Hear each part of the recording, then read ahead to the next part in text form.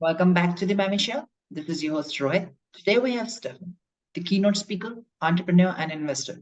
Thank you, Stephen, for getting into the show. Hi, Rohit. Pleasure to be here. Thanks for having me. Would you just like to give a quick intro of yourself first, how you got started, and how everything is going in your life so far? Absolutely. So I'm Stephen Shortt from Successful Succession here in Dublin in Ireland, on the west coast of Europe. So I've grown up in two family businesses. Excuse me. I've grown up in two family businesses. I bought both of them. I sold one of them. And now I'm focusing on the other one, which is all about personality profiling, psychometrics, career guidance, and helping people to find the right careers for them. You got started with the family business. So you said like you've been into family businesses as well, right? So I've been involved in family businesses. My birthday is in the summer, and we used to run summer camps for teenagers. So I have spent all of my birthdays working. My 12th birthday, my 16th birthday, 18th, 21st, 30th, 40th. They've all been busy days for work. What would you like to speak about the four assets that come into the family business? So the four S's are the four things that can really happen with a family business, where if you are the founder of the family business or if you're the founder of the business, there's four things that can happen when you decide either you pass away, you die tragically, or you decide that you want to retire and you don't want to run the business anymore. The first S is stop. If you want to stop the business just stops. The entity stops running and everything stops happening, and the doors close. The second S is sell. So you can sell the business, you can sell it on to other people, you can sell it on to other industry people, suppliers, somebody else. And there's lots of companies, there's lots of private firms that can help you maximize that. Yeah. The other S that I see is survive. So this to me is where the founder or the current generation just puts somebody in place to oversee the business, just to keep things ticking along. For me, this is tragic because survive is really just a prolonged stop, because this person doesn't really have the passion for it. They don't really have the interest in building it. So actually the market starts to erode any of the profits or any of the goodwill. And over time, it's just a very long and painful stop. The fourth S is the one that I'm most interested in, and that's scale. That's putting the right person in the right place for now to be able to scale the business and get us to the next level. Best small businesses who scale the best? I mean, it really depends on from industry to industry. I mean, there's people who have pivoted from generation to generation, who have moved in different directions, who have taken what they've brought. I mean, there's an example in Ireland of a bakery who the next generation created cafes and lots of other bakeries and lots of other brands. And then the next generation is taking over a huge retail and hospitality wing. So different people are able to bring different strengths to it. So scaling is really just growing generation on generation. And what are the 5 P's of succession planning? You know what I mean? Yeah, so this is when I first decided that I needed to figure out how the succession stuff worked, because I nearly walked away from the family business. I nearly walked away because I felt if I stayed in the current environment that we were in, the conversations with my parents and myself, that my kids would never see their grandparents, because we wouldn't be able to be in the same room as each other, because we were fighting about so many different things. So I figured, and I started doing the research, and I started interviewing people, I started talking to people in family business, and I started reading up as much as I could. And I have these 5 P's of successful succession, which is, the first P is the purpose. What is it that we're here to do? What is the business here to do? What's the ultimate goal of the business? The second then is pick. Who is the right person to see us through the next 5, 10, 20, 30, 50 years? And it doesn't have to be the same person for that whole time. You could actually have very clearly, you could have an option where actually this person is the best person to scale us in the next 10 years. But then once we get to a certain point, we actually need her brother or somebody else to just see us through and have us on a more even keel. So who's the pick? The third P then is prepare. So how do we prepare the next generation? How do we make sure that they're ready to go? How can we coach them? How can we train them? What kind of information do they need? What can we do to make sure that they're ready to pass the baton? The fourth is then promote. So there's two meanings of promote. One is you actually give the next generation the job. You actually allow them to take the position. You promote them to the position of seniority. But the second meaning of promote is also that the current generation has to be their biggest cheerleader. They have to be telling everybody, yep, absolutely, this is the person. This is junior is going to be the best person to take over that or answer that question or something like that. And then the fifth P is patience, because stuff's going to happen, and things are going to go wrong. So we need to be able to fix that. What would you like to say about the family business mindset? There's a couple of things that people need to be aware of. The first is the current generation have put blood, sweat, and tears into the business. And they are the hero of their story. They are the hero that goes through the hero's journey, and the hero's journey is a structure for being able to tell how people change. So if you've seen any Marvel superhero, any of these journeys where people change along the way, that's called the hero's journey. And they are the hero of their own story. But once they come to a certain point, they have to come full circle, come back to the normal world instead of being in the special world, the special place of entrepreneurship. They have to come back and become the mentor of the next generation's hero's journey. And what I see a lot of the time is that the current generations, they can't let go of being the hero. They can't let go of being the main person in that story. And then they hinder the next person, they hinder the next generation from actually taking up the mantle. And really what I want to encourage current generations to do is to go from being the hero of their story to the mentor of the next generation story. It's fundamentally and vitally important that they do that, because otherwise everything clashes and you can't get a mix. It happens all the time. The next one then is the understanding, and the reason that the current generation has to become the mentor and stop being the hero of their own story is because what got you here is not going to get them there. Things have changed so much in the last 20 years, how we do business, how we market, how we produce things, how we interact with each other.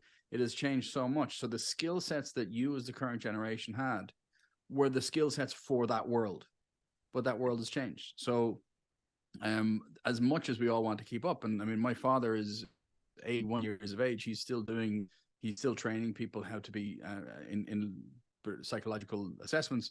He's still doing Zoom calls. He's still doing Zoom webinars, but it's not his natural state. It's much more normal for me or even my kids to be setting up these different Zoom studios and things like that, because it's the world that they live in. Because the skills that my father had and the skills that I have are not going to be the same skills that my kids are going to need to be successful in their world. And then the third mindset that the next generation needs to understand is they need to get both internal and external development. They need to be able to get information, either training, experience, or something else outside of the family business, to be able to take that and bring it into the family business. But they also need to start as low as possible. Just because you have an Instagram account doesn't mean that you're the marketing manager for the company, for the business, for the family business. You've got to actually start as low as possible and work your way up. Now you're working your way up in a way that other people, you have advantages that other people in the organization who start at the same level as you don't have. Your family's going to be coaching you, because ultimately you're going to be taking over the business. So you do have those advantages, but the idea is you need to learn as much about the business as you can before you start taking on that responsibility. What words do you have about the inside hustle? So inside hustle, so we all know, well, we're probably all familiar with the phrase having a side hustle, having a business on the side, or having a little thing on the side. Real. What I want to challenge family businesses to do, especially if they're looking to welcome in next generation people into the business, is to discover and to do the work to find an inside hustle. What's a project which is taking the existing business but adding a new bit to it? So is there a new service, or is there a new product, or is there a new something which is not core to what we currently do, but is kind of similar as an adjacent thing, or is a new R&D development? And have the next generation build and run that project. They get to see the culture of the business. They get to use some of the resources of the organization, but they're not putting everything at risk. They're learning how the business works. They're learning how the industry works. They're learning how all this stuff happens in real time in the business. If it's successful, it can be molded back into the company. It might even become the main part of the business once it's proven to be a successful model. Or if it doesn't, it can be, okay, it's not the main business. Let's take what we've learned and see what we can apply into our business. So I'm very keen for people to take on this idea of building an inside hustle within their organization to allow the next generation to learn everything that they can. The example is when we used to have an English language school. So we ran an English language school just for adults. And then when I was growing up, we started running summer camps. So I started running the summer camps to learn how to put together classes, how to put together courses, how to put together marketing, how to do this, that, and the other. It was a small piece of the business, but it allowed me to learn how to deal with teachers, deal with students, deal with host families, deal with all the stuff that I needed to do without necessarily rocking the main language school. But by the time we sold that business, we had built that up to about 25% of our 25 to 30% of our overall revenue. And that was just in 1 month of the summer. So we built it up to be a really substantial part of the business. There are other things that we tried out, like online learning, blended learning, way before COVID, like this 10 years ago, that didn't work. But we took what we learned and we applied it into the business to make it better. So there were some things that worked and some things that didn't. Tell me the big story behind the Disney princess. Why are you known for Disney princess? So I was involved for many years. I still am involved in the Global Student Entrepreneur Awards, which is a competition, a global competition for university students who own and operate their own business. It's gsea.org. And 3 years ago now, we had our global finals in Macau, in China, and we had 50 students from around the world representing 50 different countries, all competing for the title. As it happened, there was also a documentary crew that wanted to do a documentary on student entrepreneurship. So they used our competition as a backdrop for the competition. They followed 5 of the students, they told their stories, and they did everything else. So I'm in the background, and because I was the MC of the competition and I was the chair of the competition, so I was involved in some of the background stuff and talking on camera and explaining some of the things to participants. And that show documentary is now on Disney Plus and National Geographic. So as far as I'm concerned, I'm on Disney Plus, which means that I'm a Disney princess. What's the right way to scale the family business?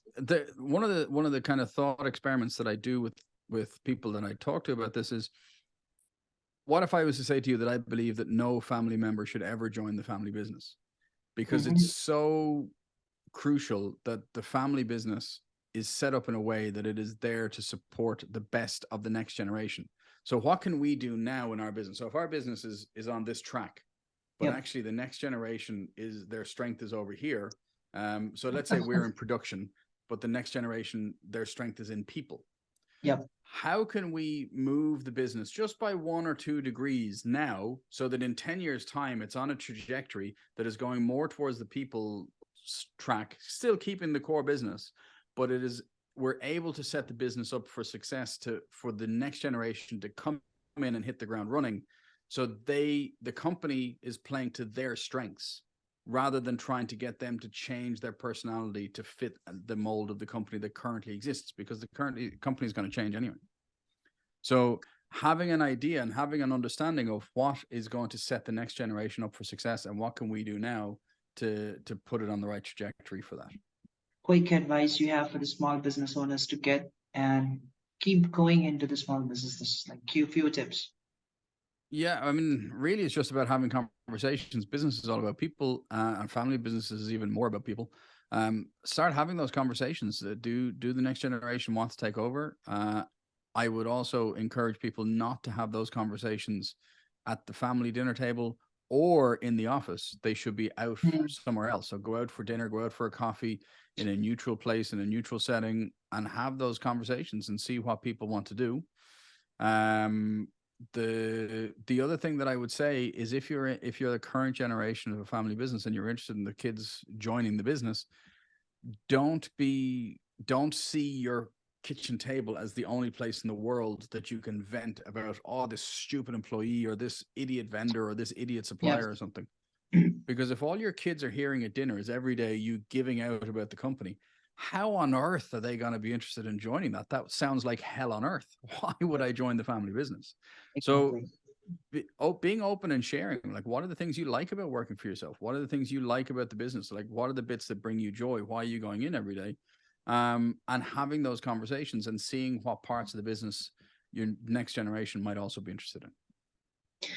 Cool, Stephen. Well, thanks. Thank you so much for getting into the show and sharing these insights. I guess, like, I think audience will love that and will love it. So, yeah, thank you so much for getting into the show. My pleasure. Thanks a million.